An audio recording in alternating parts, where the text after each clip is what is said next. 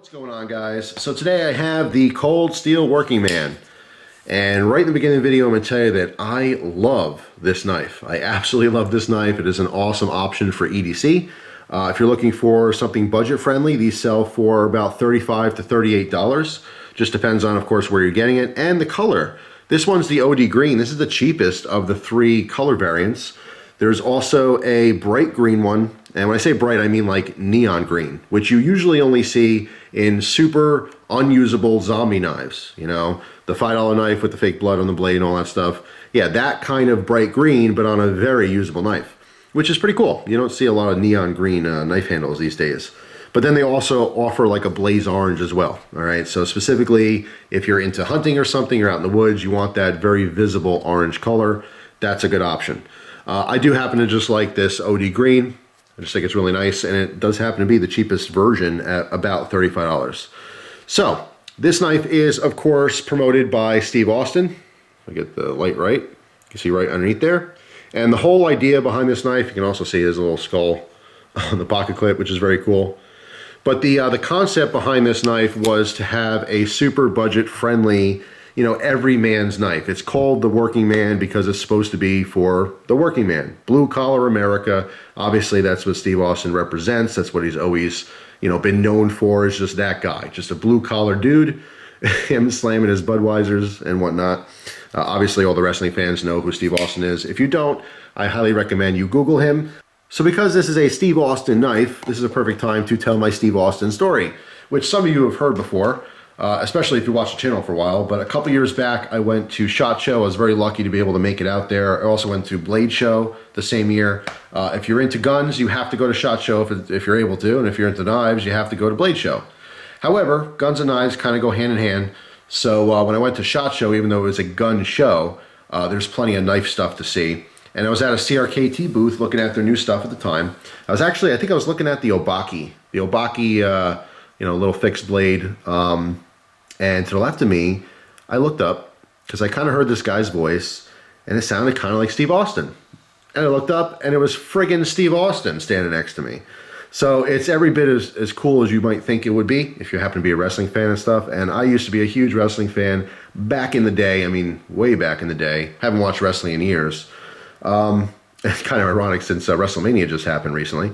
But anyway, yeah, Steve Austin is every bit of cool as you would think he is. In real life, he's pretty much exactly what you would expect. It's nothing fake there. He is who he is. And again, that's why his name is on this knife. It's representing just blue-collar American guy. It was really cool. So I'll take this opportunity right now to insert a picture that I took of the two of us. If you're looking at the picture right now, I found it. If you're not looking at it, it's because I didn't find it. Hopefully I did. Anyway, back to the knife. So yeah, Steve Austin is a cool dude. I love everything about this knife. First, let's get into some specs real quick here. 3.5 inches on our blade. It's a very simple drop point blade. You can get the light right. You can see it's a heavy stonewash, which I'm totally into. I love stonewash finishes. It just hides all the scratches and the, you know, the dings and the sometimes even the dirt. You know, you can look at a stonewash blade and it looks clean. You know, get some alcohol on a rag and wipe it down. You'll see how dirty it really is. It's just nice. It just hides all that stuff, so it usually looks good, even with lots of use. Steel on this is a 4116, totally fine for the price range. $35 to $37, that's on par. It's fine. The performance is there. Came nice and sharp, stayed pretty sharp. Did have to strop this a few times. I don't think I ever sharpened it. I did have this since it came out. I've had this quite a while now, many months. And just using it back and forth, initially, you know, use it for EDC and kind of put it away, focus on some other knives, kept bringing it back and forth, you know, since I've had it. But anyway, overall length is 8 inches and closed it is 4.5 inches. All right. This only weighs 3.1 ounces, mostly because there's no, you know, liners or anything. It's just your, you know, Grivery type, you know, plastic material. Of course, this is the Triad Lock, which I'm going to talk about in a second here because I had someone recently ask me about the Triad Lock, so we'll go into some detail there. But yeah, I mean, it's a really simple knife. This is truly ambidextrous.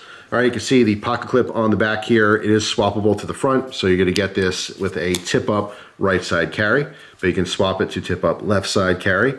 As far as the thumb stud, you can see that this is set up for a righty. all right, just because there happens to be more righties than lefties. But this is swappable, all right? The back part of that is a flathead, so use the appropriate size flathead, unscrew this, and literally switch sides, and then you'll have the longer post on the left side, all right, to make it more lefty friendly. Now, of course, you could still use what's there as a lefty, but you want the longer side of the thumb stud to be whatever your dominant hand is, obviously. So you get a quicker, easier grip on that. It is very easy to open. Speaking of the pocket clip, let's focus on that a little bit more. This carries fantastic. I'm going to say it again. This cold steel pocket clip works fine. It's not too stiff. Thank you, cold steel. There's so many awesome cold steel knives I love, and the pocket clips are just like, they're just way too stiff.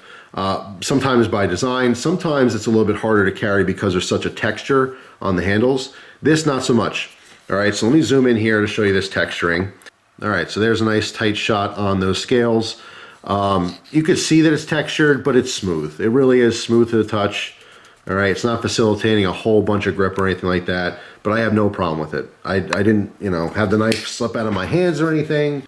Speaking of grip, we have extra large cutouts here for our jimping. Pretty interesting. You don't really see that anywhere else.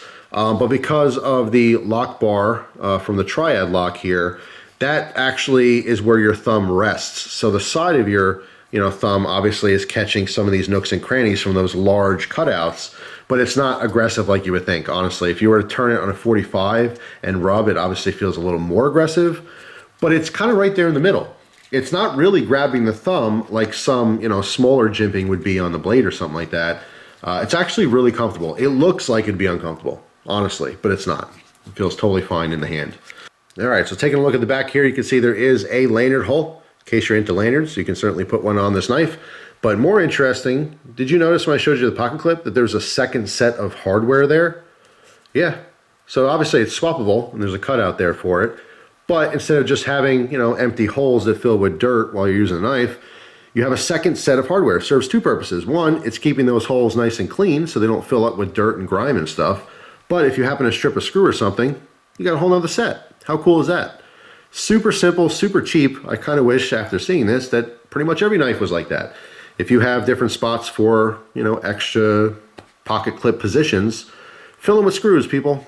That's awesome, right? You don't have to worry about contacting the company and asking for more hardware.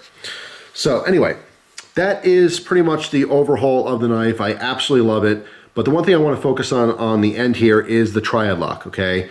Because I did have someone ask me, how it really works. So there's a very good involved videos on how the Triad works already on YouTube. I know that. I've seen them years ago. Perhaps I'll make my own version of it in the future, but it's the same information you can look up yourself. Basically what we have here is a lock back design, only there is a large pin that separates the tang of the blade and the top of the lock. Traditionally, the lock would meet up with the blade. So when you have extra forces when cutting through things that are pushing on the back of the blade here, sometimes it could mar up, or misshapen that lockup. And that's when you get blade play. By the way, no blade play. So the design of the Triad Lock is extremely, extremely strong because any of those extra pressures go right to that pin, which goes through both handle scales and does not damage the lock. Now, it's also really interesting, if you ever take one of these knives apart, any Triad Lock, and you really look at it, you can see all kinds of design features that is going to allow for any deformation. For example, if you were to chop with this and this blade pushed back just enough to like pinch this little pin that's here and it deformed it, there's enough play in the cutouts here and there's enough pressure on the spring on this lock that the actual lock will shift a little and kind of correct itself. So it will fill in that space so it will still lock up. It's really, really interesting how they did that. Just kudos to them. The Triad Lock is one of the strongest locking mechanisms in the world, period.